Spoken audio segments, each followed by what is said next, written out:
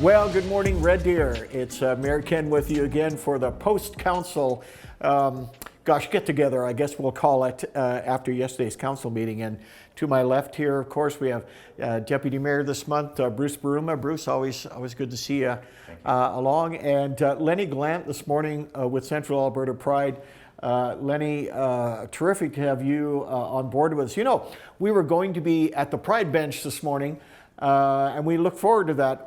But my goodness, of all things, we got a rain shower this morning. How rare is that? That's as rare as lowering your taxes, for sure, in Red Deer right now, that's for sure. So here we are actually this morning, Shaw viewers, in a council boardroom and so on. So, you know, it's very rare, I gotta say, in life that the mayor will encounter somebody who gave him a hard time when he was a Sunday school teacher back in the late 80s. But this is the gentleman on my right-hand side this morning that still wears that accusation. You know, it was a couple of years ago, I came out to read a Pride proclamation, and I was happy to do it, of course. And this gentleman met me at the door, and he says, "Hey," he says, "are you Councillor Johnson?" I said, "Yes." And he says, "I got to tell you, I'm Lenny Gallant, and I was the kid in your Sunday school class that was giving you heck all that time," and all that kind of stuff. So if that's not irony this morning, Lenny, I don't know what it is. I have to say, though, I probably have dozens of those stories myself. True, Bruce. That is true, but I thought that was pretty good. And anyway, I think Lenny felt compelled to make a confession. So all is good, Lenny. All is good for sure. So let's get started. Okay. All right. So I've never done this before, so we're just gonna give her. So you bet. So City Council reviewed potential changes to the integrated and accessible transportation policy that directs how snow and ice operations are done. Mayor Johnson, can you talk about some of the shifts that will be made towards residential snow and ice control? Yes, you know, I can't think of, and that's a great question, Lenny, thank you. I can't think of a more, you know, what I would say real life or personal issue to folks than snow and ice control in the wintertime. And we got a little sort of seasonal taste of that this morning with just that rain shower going through and how it can interrupt your plans and cause you to change things. So council policy on snow and ice has been at one point, I would say, fairly discretionary. In other words, we're leaving it with the city manager and administration to make the judgment calls. When I got elected to council in 2013, we had just a horrific snowfall that year. We called it Snowmageddon. That was the November of 2013 to about January of 2014. So it caused us to sit down and really look at our snow and ice policy more from metrics than anything else. So in other words, depth of snowfall, and the depth of accumulation on the road, for example. And then we colored routes, green, gray, all those things in an effort to be able to balance, I would say, judgment and triggers at the same time. Over the years, which is not, you know, uncommon, a policy can sometimes dictate why we're moving versus why we should move, and so on. Sometimes policy has that effect. And administration struggled with that this particular winter when we got about 50% of our snowfall in about a week-long period in early November. And it threw our metrics into a bit of confusion and so on.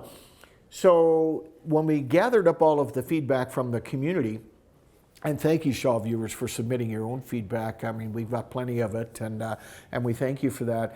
When we gathered up that feedback and administration had an opportunity to look at it, they came back to council yesterday with more of what I would call mobility principles. So in other words, what's most important from a safety perspective? What's most important from a timing perspective, whether to get to work, for example, or to get to school, for example, and so on.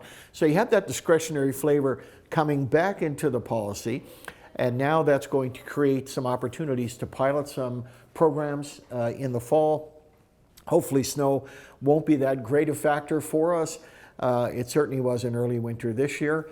But I think our public can look forward to a lot more flexibility and a lot more nimbleness around weather events that wasn't there with a prescribed policy before. So that's the biggest change. Perfect, thank you. Deputy Mayor Buruma, Will there be a pilot program, and what will that look like? Yeah, and that's really what the new policy is about. We're going to pilot this to see how we can be responsive. And I think that's the key piece with this particular policy. It's interesting as we looked at it, this policy has been reviewed an awful lot in the last 10 years. And I think that's in responding to what our city and our citizens are wanting. I think when we were discussing this, the point that I brought up, there are so many variables.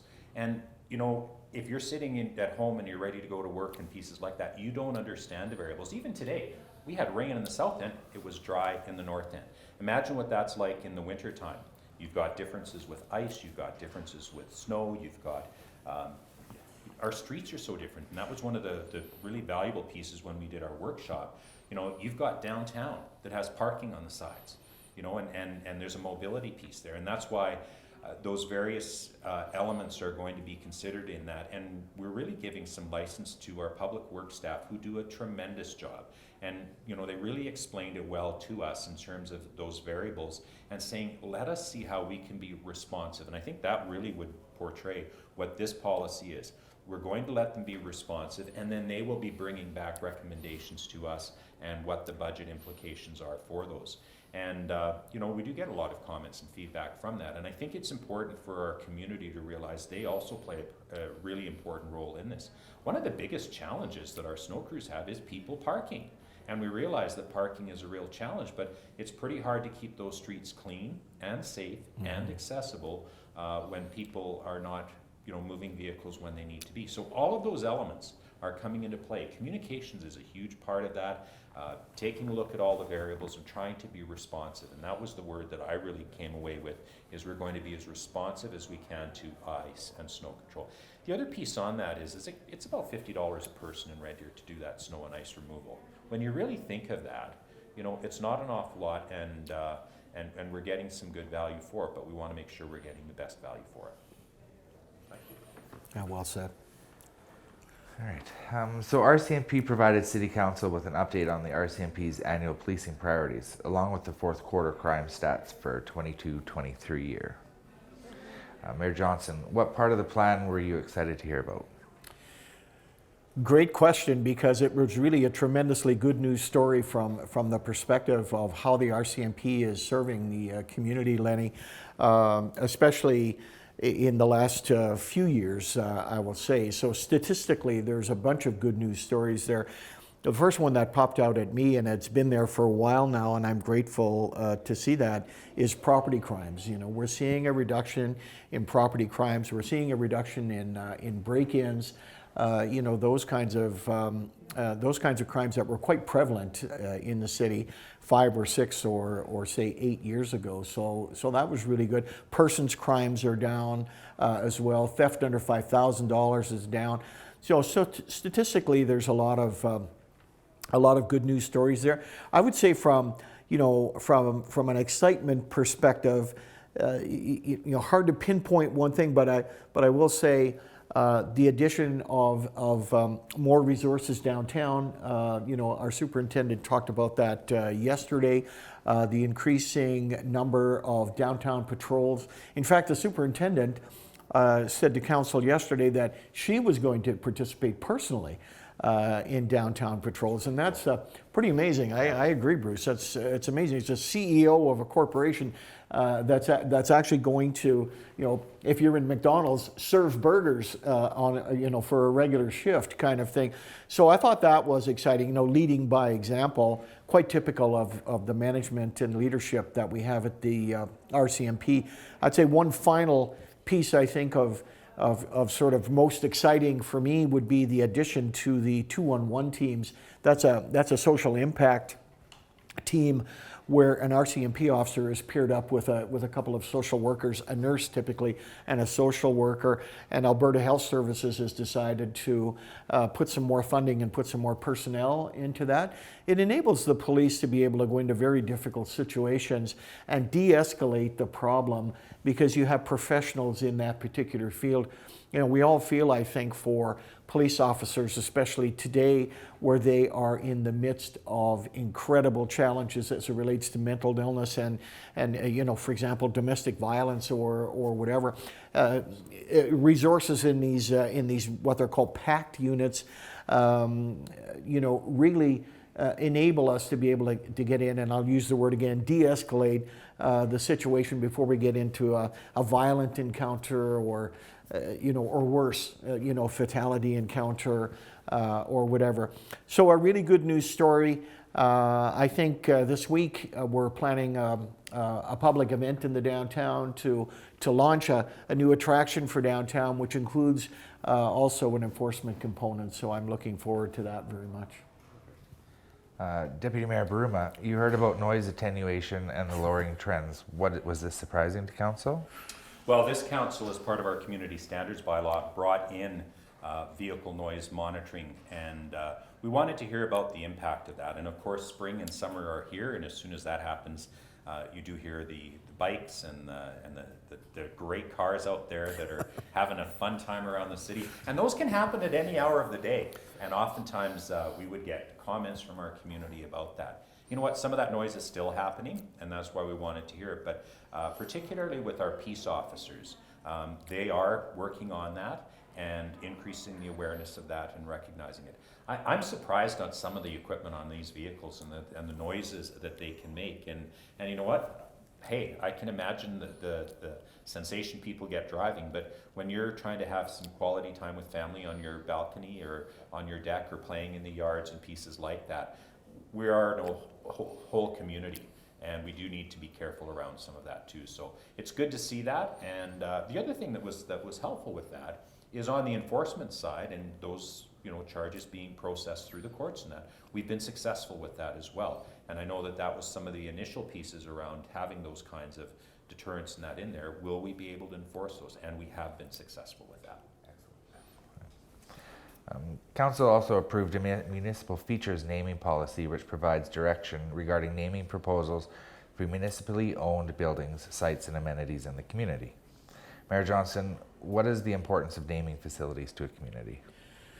Well, Shakespeare, Lenny said, "What's in a name?" And I'll sort of repeat that this morning. What's in a name? Typically, in a municipal context, what's in a name means a significant contribution to the community, significant volunteerism, courage, for example, a long community track record of excellence, and so on, a community builder, et cetera, those kinds of things.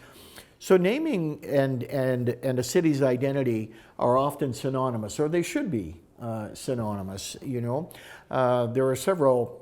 You walk around Red Deer and you can see several of our public facilities named after some tremendous community builders that we've been fortunate to have. Ethel Taylor, for example, on Taylor Drive, and Harold Daw on the GH Daw just come to mind pretty quickly when I'm thinking about that.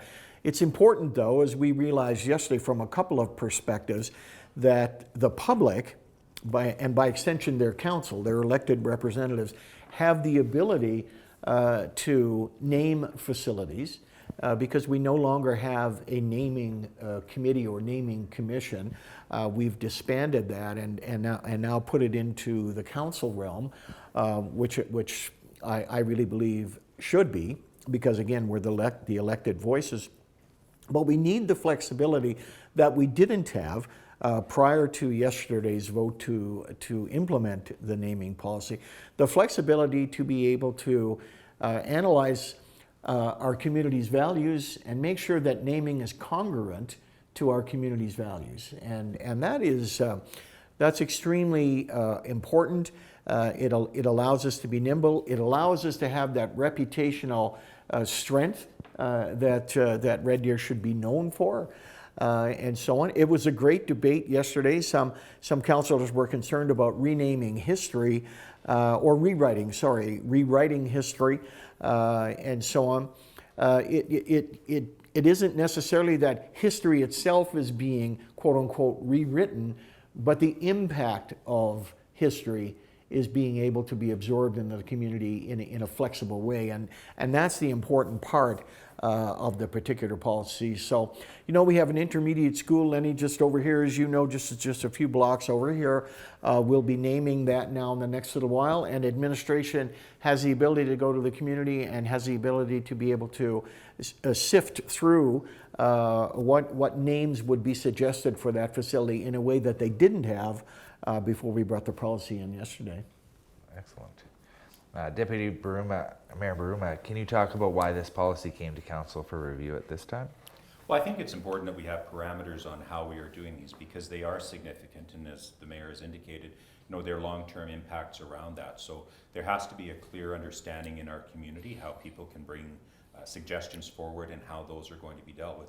And as the mayor said too, there were some questions in regards to, and we've seen other examples in other communities where names have been changed. And again, parameters, if that is going to happen, how do we make sure that that is happening?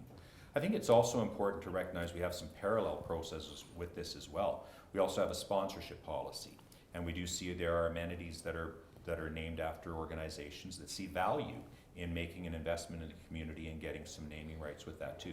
That's different than this. That is covered within our sponsorship policy, and those are great contributions to the city as well. And then there is a separate process in terms of naming streets and other aspects like that. So there are many opportunities around naming, and for all of those, having some very clear guidelines and understanding that people can see that it is a transparent process and a process that's principled and well-directed is important.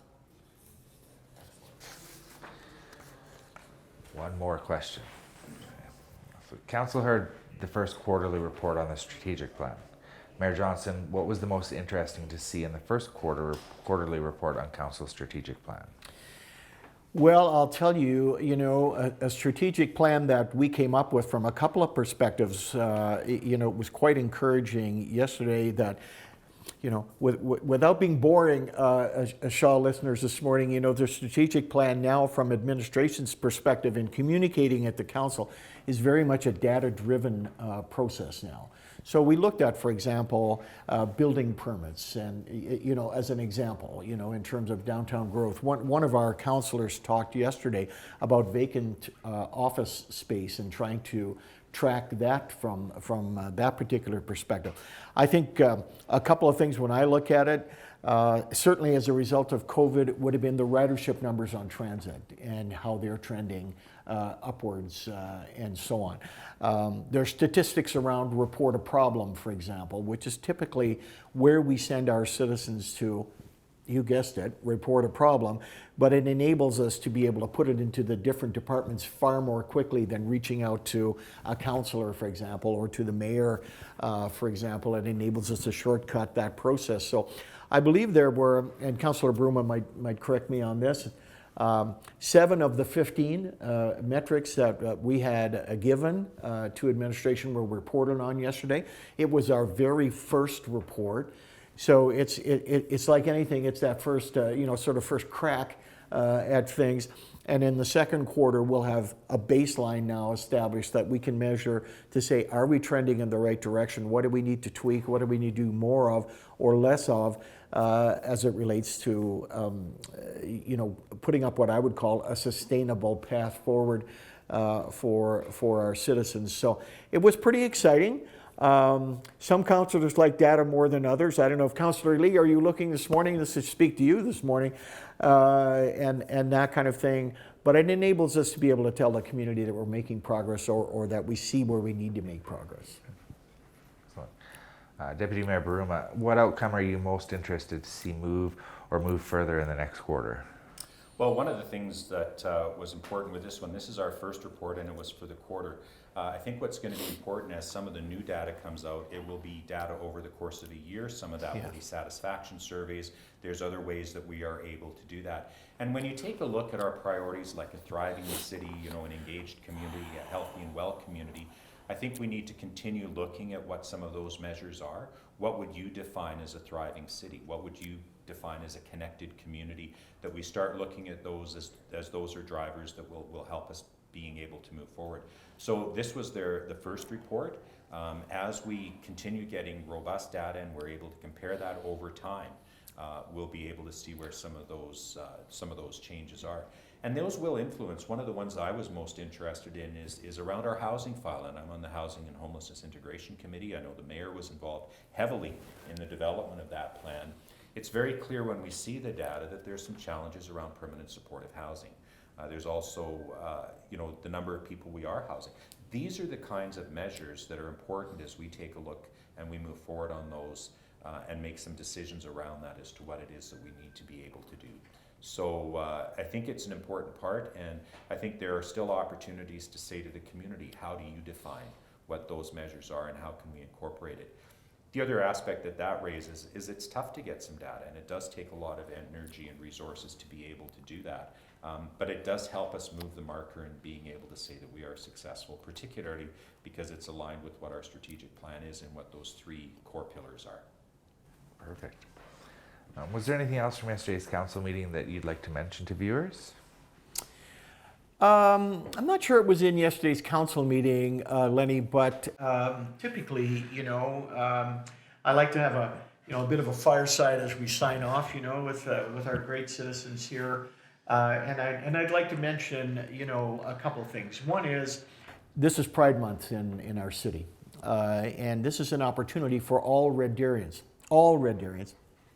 to come together, to recognize and to celebrate our diversity, to celebrate our inclusiveness, and so on. And Red Deer, I'm not one to point fingers and say, we should do better or we could do better.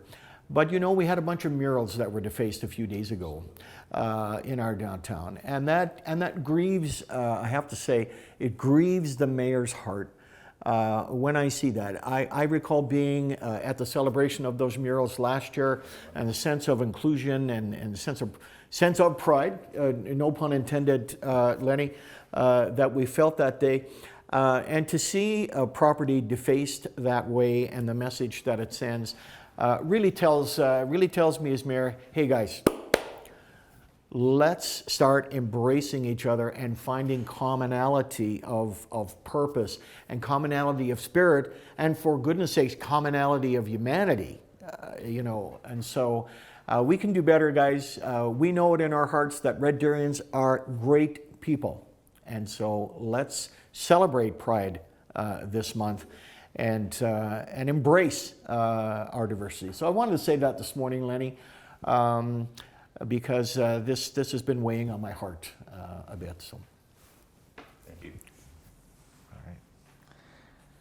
All right, that's all I have. All right, so signing off, Red Deer, Mayor Ken, and look at me between these 2 young men this morning here. All of this is to say that it was Seniors Week last week, and a great opportunity to celebrate seniors and what they do.